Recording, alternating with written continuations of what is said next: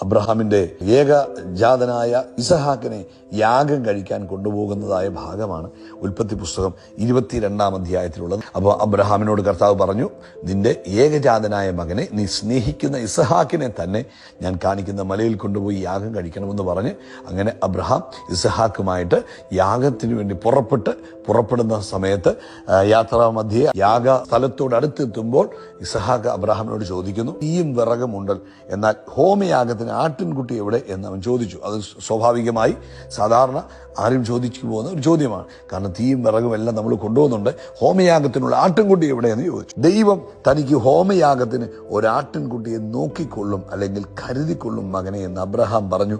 അങ്ങനെ ഇരുവരും ഒന്നിച്ചു നടന്നു. അതാണ് അബ്രഹാമിന്റെ വിശ്വാസം.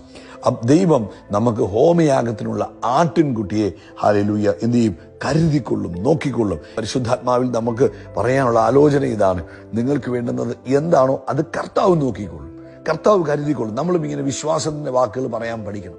അബ്രഹാം ആക്ച്വലി ഈ ഇസ്ഹാക്കിനെ യാഗം കഴിക്കാൻ വേണ്ടിയാണ് പോകുന്നത്. പക്ഷെ അബ്രഹാം അവിടെ പറഞ്ഞ പദം ഇതാണ്: ഹോമയാഗത്തിനുള്ള ആട്ടിൻകുട്ടിയെ കർത്താവ് നോക്കിക്കൊള്ളും. പ്രിയപ്പെട്ടവരെ, നമ്മളൊക്കെ ആണെങ്കിലോ നമ്മുടെ ജീവിതത്തിന്റെ പ്രയാസങ്ങളുടെ നടുവിൽ അബ്രഹാമിന്റെ മനസ്സിൽ ഒരുപക്ഷെ പ്രയാസം കാണാം, ഒരുപക്ഷെ ടെൻഷൻ കാണാം. അയ്യോ, ഞാൻ എനിക്കുള്ള ഒരേ ഒരു മകനെയാണല്ലോ യാഗം കഴിക്കാൻ പോകുന്നത് എന്നൊരു ഭാരമൊക്കെ ഉണ്ടാകും. പക്ഷെ അബ്രഹാമിന്റെ വായിൽ നിന്ന് വാക്ക് കേട്ടോ, നമുക്ക് വേണ്ടി കർത്താവ് കരുതിക്കൊള്ളും, കർത്താവ് നമുക്ക് വേണ്ടി കരുതും. നമ്മുടെ ഈ വിഷയത്തിൽ ദൈവിക കരുതൽ നമ്മൾ കാണാൻ പോവുകയാണ്. ആമേൻ.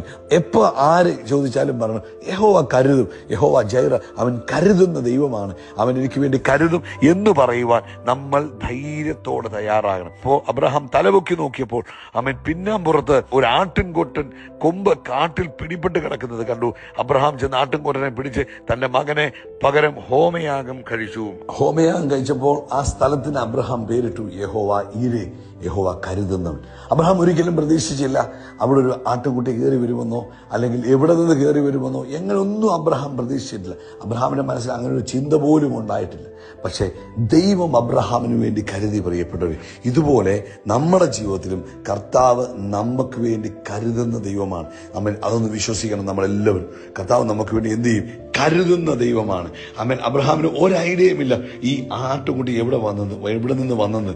ആമേൻ. അതുപോലെ നമ്മുടെ ജീവിതത്തിലും നമ്മൾ ചിന്തിക്കാത്തടത്തുനിന്നായിരിക്കും കർത്താവ് നമുക്ക് വേണ്ടി പ്രൊവിഷൻസ് ഒരുക്കുന്നത്. നമ്മൾ ചിന്തിക്കാത്തടത്തുനിന്നായിരിക്കും ഹല്ലേലൂയ ദൈവിക കരുതലുകൾ വരുന്നത്. അതുകൊണ്ട് നമ്മൾ എന്ത് ചെയ്യണം? നമ്മൾ കർത്താവിൽ ട്രസ്റ്റ് ചെയ്യണം.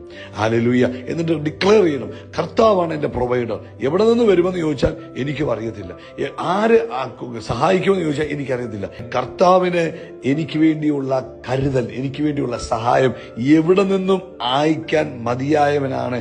ഹല്ലേലൂയ.